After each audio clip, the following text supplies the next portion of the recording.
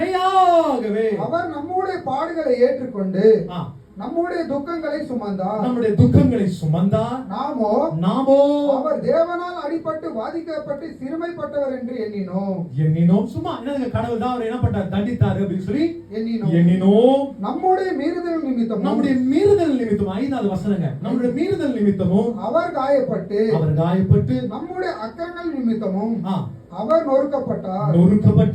நம்முடைய சமாதானத்தை உண்டு பண்ணும், நமக்கு சமாதானத்தை உண்டு பண்ணும் ஆக்கினை அவர் மேல் வந்தது. யார் மேல வந்துச்சுங்களா? கர்த்தராகிய இயேசு கிறிஸ்து மேல. that is a horrible status of life.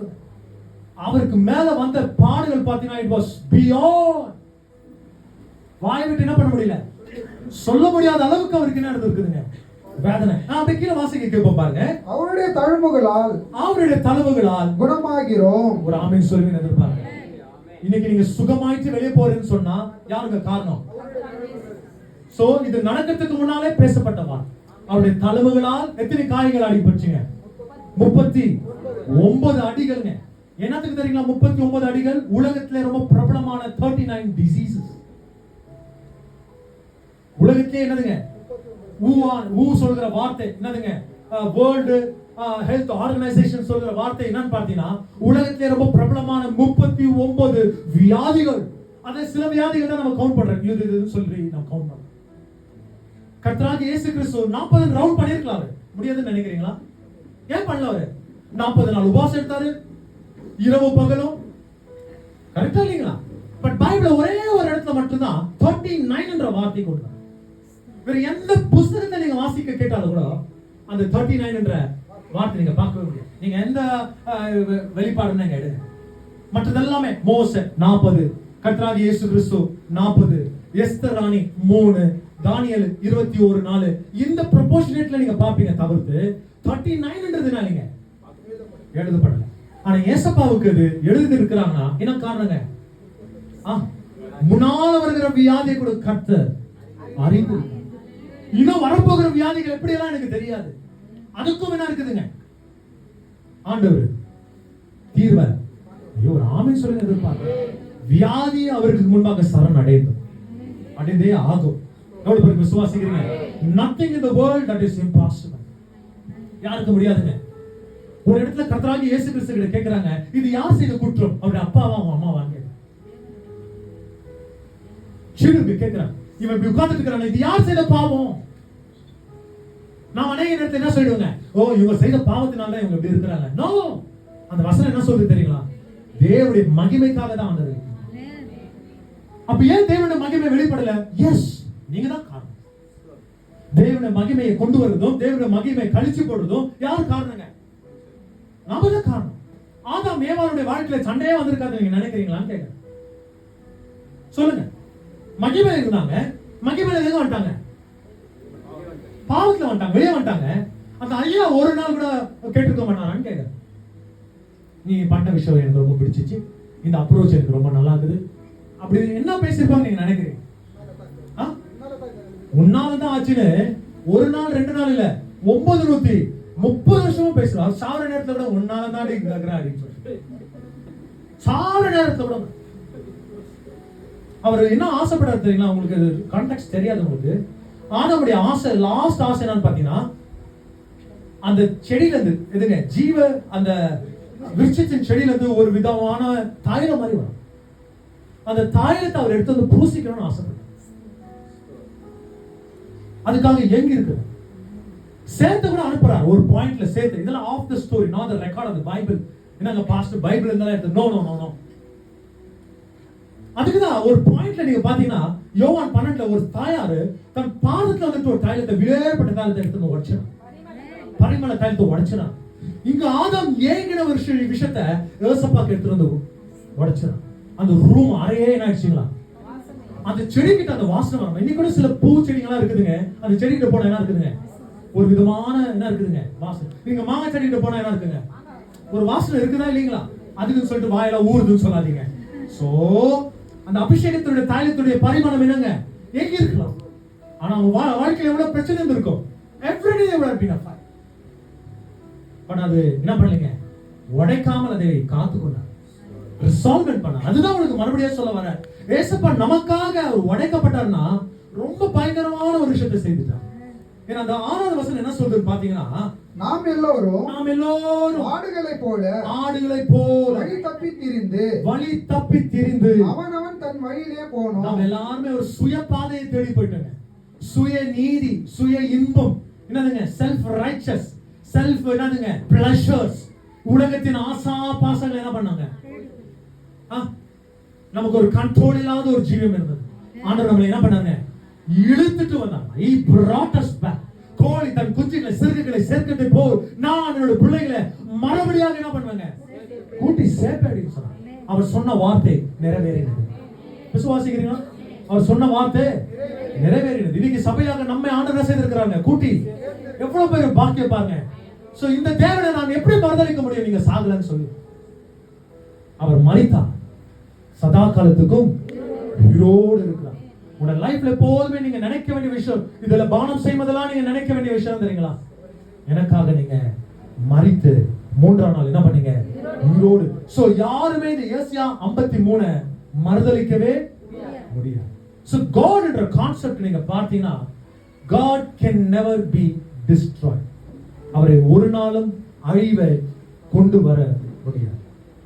நான் கடந்த வாரத்தை வெள்ளிக்கிழமை தோறும் நான் பிரசங்கித்துக் கொண்டிருக்கிற வேளையில ஒரு லைன்ல இது சொல்ல நான் வாஞ்சிக்கிறேன். பிகாஸ் இது பெரிய சப்ஜெக்ட். அவங்க வீட்லயே ஒரு அவர் பேசியிருக்கிறேன். உங்களுக்கு 1 லைன்ல சொல்லணும்னா எனக்கு எப்படி சொல்லணும்னு தெரியாது. இந்த ஆதியாகமம் புத்தகம் 6ஆம் அதிகாரத்தை நீங்க பார்க்க கேட்டீங்கன்னா, ராட்சதர்கள் பூமியில் அந்த நாட்கள் இருந்தாலும் பைபிள் வசனம் சொல்லுது. இந்த ராட்சதர்கள் எப்படி உற்பத்தி ஆனான்னு பாத்தீங்கன்னா, அதே ஆதியாகமம் புத்தகம் 6ஆம் அதிகாரத்தை நீங்க கேட்கும் போது, மனுஷகுமாரன் தேவகுமாரத்தில சஞ்சரிக்கும் போது அவர்களுக்கு அப்போது என்னதுங்க, பிள்ளைகள் பெற்றிருக்காங்க. அந்த பிள்ளைகள் தான் என்னவா மாறிட்டாங்களா, ராட்சதர்கள். இன்னொரு டிரான்ஸ்லேஷன்ல நெஃபத்தலின்ற வார்த்தை யூஸ் பண்றாங்க. ராட்சதர்கள் பயங்கரமானங்க. அவங்க ஏறத்தாழ 200 தேவ தூதர்கள். எத்தனை தூதருங்க? 200 தேவ தூதருங்க பூமியை துவம்சமாக்க வராங்க. பூமி என்ன பண்றாங்க? சோ ஏதேன் தோட்டத்துல இருந்த அந்த பிசாசை பத்தி பேசுறேன். இது யாருங்க? ஏதேன் தோட்டத்துல இல்லாத வேறொரு எத்தனை பேருங்க? 200 தூதருங்க. அவங்க என்ன பண்றாங்கன்னா, மனுஷனுக்கு ஆர்டர் கொண்டு வரணும், என்னதுங்க, ஒழுக்கத்தை கொண்டு வரணும். இந்த டிசிப்ளினரி ஆக்டுக்காக தான் வராங்க. ஆனா இந்த டிசிப்ளினரி ஆக்ட் சேஞ்ச் ஆயிட்டு அவர் என்ன செய்யறாங்கன்னா, மனுஷனுக்கு உறவாட ஸ்டார்ட் பண்ணாங்க. இந்த உறவாடின உடனே ராட்சதர்கள் பேர் போடு வந்தாங்க சொல்லி ஆதியாகமம் புத்தகம் 6ஆம் அதிகாரம். ஒரு கட்டத்துல என்ன ஆகுதுன்னு பாத்தீங்கன்னா, இந்த 200 பேரும் கடவுள்கிட்ட மன்னிப்பு கேட்கிறாங்க. நாங்க வந்தோம், மன்னிப்பு ஆயிடுச்சு, எங்களை மன்னிச்சுக்கோன்னு சொல்லி. ஆனா நீங்க வெளிப்பாடு புத்தகத்துல 9ஆம் அதிகாரத்துல ஒரு வசனத்தை நமக்கு உங்களுக்கு சொல்ல நான் வாஞ்சிக்கிறேன். வெளிப்பாடு புத்தகம்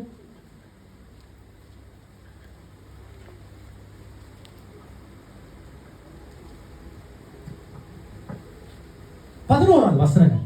அவைகளுக்கு ஒரு ராஜன் உண்டு. அவைகளுக்கு ஒரு ராஜன் உண்டு. பாருங்க, இந்த ஆதியாகமம் புத்தகம் 6ஆம் அதிகாரத்துடைய அந்த நிகழ்வுகளுக்கு ஒரு ராஜன் உண்டுன்னு இருக்குது. இந்த 200 பேருக்கு என்ன இருக்கிறாங்களா, ஒரு ராஜாங்க. சோ ராட்சதர்கள் பூமிக்குள்ள சும்மா வரல. இந்த எழுத்துக்களா ஏனோக் என்ற புத்தகத்துல நீங்க எழுதியிருப்பாங்க. அதெல்லாம் நமக்கு தேவையில்லாத ஒரு பார்ட். பட் நான் உங்களுக்கு வெறும் அந்த ப்ரொபோர்ஷன் மாத்திரம் உங்களுக்கு சொல்ல நான் வாஞ்சிக்கிறேன். அவங்களுக்கு ஒரு ராஜா வந்து 200 பேருக்கு யாரு இருக்கிறாங்க? ஒரு ராஜா உண்டு. அவைகளுக்கு ஒரு ராஜன் உண்டு. அவன் பாதாளத்தின் தூதன். அவன் பாதாளத்தின் இனமா இருக்கிறாங்க. சோ லூசிபர் என்ற ஒரு கேட்டகரி வேற. சோ என்னைக்குமே என்ன பண்ணாதீங்க, லூசிபரை கன்ஃபியூஸ் பண்ணிக்காதீங்க. லூசிபர் இல்லாம எத்தனை பேர் இருக்காங்க? இன்னும் 200 பேர் இருக்காங்க. அவங்களும் ஒரு பயங்கரமான ஒரு கேட்டகரி. அவங்க வந்து பூமியை என்ன பண்ணிட்டாங்க, துவம்சம் பண்ணிட்டாங்க. அதுக்கு தான் கர்த்தர் ஒரு ஜீவராசி கூட இருக்க கூடாதுன்னு சொல்லி என்ன பண்ணிட்டாங்க, அழிச்சிடலான்றார். அதுக்கு அந்த வசனமே இங்க இருக்குதுங்க. என்னதுங்க? ராஜன் உண்டு. எபிரேய பாஷையில அபேத்தோன் என்றும் கிரேக்க பாஷையில அப்போலியோன் என்றும் அவனுக்கு பெயர். அவனுக்கு என்னங்க பேரு? சோ இந்த மனுஷன் பேர் என்னன்னு பாத்தீங்கன்னா, இந்த சாத்தான் பேரு என்னங்க, அபித்தோன், அப்போலியோன். அப்படின்னா எபிரேயர்ல ஒன்னு இருக்குது, கிரேக்கல இருக்கு. இந்த 200 பேருக்கு அவன் யாராகிறான்? அவன் ராஜா. இந்த கேட்டகரி இல்லாத இன்னொரு கேட்டகரி இருக்குது. அது 4 பேர் இருக்கிறாங்க. அவங்க யூப்ரட்டிஸ் நதியில இருக்கிறாங்க. என்னைக்கு நான் வாசிக்க கேட்டீங்களா? அது பிரசங்க பண்ணிக்கிறேன் சர்ச்ல. எந்த நதியில? எத்தனை பேரு? 4 பேர் அந்த அந்த யூப்ரட்டிஸ் நதி வத்தி போகும்போது அந்த 4 பேர் என்ன பண்ணுவாங்க, மறுபடியாக விடுதலை ஆவாங்க, வெளிப்படுவாங்க. அதுக்கு முன்னால அவங்க சுத்திட்டு இருந்து இருக்கிறாங்க. சோ ஏதன் தோட்டத்துல இருந்த ஒருத்தன் இருக்கிறான், அவன் பேரு லூசிஃபர். இது வெளிப்பாடு புத்தகம் 20ஆம் அதிகாரத்துல 1வது வசனத்துல நீங்க வாசிக்க கேட்டீங்கன்னா, ஒரு தூதன் பாதாளத்தின் திறவுகோலையும் பெரிய சங்கிலியையும் தன் கையில பிடித்துக்கொண்டு வானத்திலிருந்து இறங்கி வருகிறதை கண்டேன். பிசாசன் என்றும், அவன் பேர் என்னங்க, பிசாசு என்றும் சாத்தான் என்றும் சொல்லப்பட்ட பழைய பாம்பாகிய. இது இந்த வார்த்தை எங்க கேக்குறீங்க? ஆதியாகம புத்தகம் 3ஆம் அதிகாரத்துல நீங்க வாசிக்க கேட்டீங்கன்னா ஏதேன் தோட்டத்தின் கதை. சோ இது ஒரு கேட்டகரி. இப்போ எத்தனை பேருங்க? வெளிப்பாடு 9ஆம் அதிகாரத்துல 11ஆம் வசனம் 200 பேருங்க. அதுக்கு ஒருத்தர் தலைவர் இருக்கிறான், 200 பேர். அது ஆதியாகம புத்தகம் 6ஆம் அதிகாரத்துடைய லிங்க். நீங்க 200 பேருங்க. நீங்க அடுத்தது நீங்க பாக்குறீங்க 4 பேருங்க. அவங்க யூப்ரட்டிஸ் நதிக்கு கீழே இருக்கிறாங்க. இப்போ அவங்களுடைய பொசிஷன் என்னங்க, வெளியே வர முடியாது. சோ யோசிச்சு பாருங்க, இவனோ ஒரு பெரிய ஆளு, இவனுக்கிட்ட இருந்து என்னதுங்க 200 பேர், இவங்களும் ரொம்ப மோசமானவனுங்க. இவங்கள காட்டில யாருங்க மோசமானவன்? இந்த 4 பேரு ஒருத்தரும் 1000 பூமியை ஒண்ணல துவம்சமாக்கிடுவான். சோ உங்களுக்கு என்ன சொல்ல வரேன்னு பாத்தீங்கன்னா, இங்க ஏதேன் தோட்டத்துல லூசிஃபர் ஆயிருந்தா, சாத்தானா இருக்கலாம், பழைய சர்வம்னு சொல்றீங்க. இங்க 200 பேரு, இங்க 4 பேரு. இப்ப ஏசப்பா பரலோகத்துல இருந்து இறங்கி வராரு. இப்ப இவங்க 4 பேர் என்னட்டாங்க, இவங்க எல்லாம் லூசிஃபரும் 200 பேரும் இந்த 4 தூதர்களும் எல்லாம் என்னட்டாங்க, ஒன்னாயிட்டாங்க. வசனம் இருக்குதா? ஆமாங்க.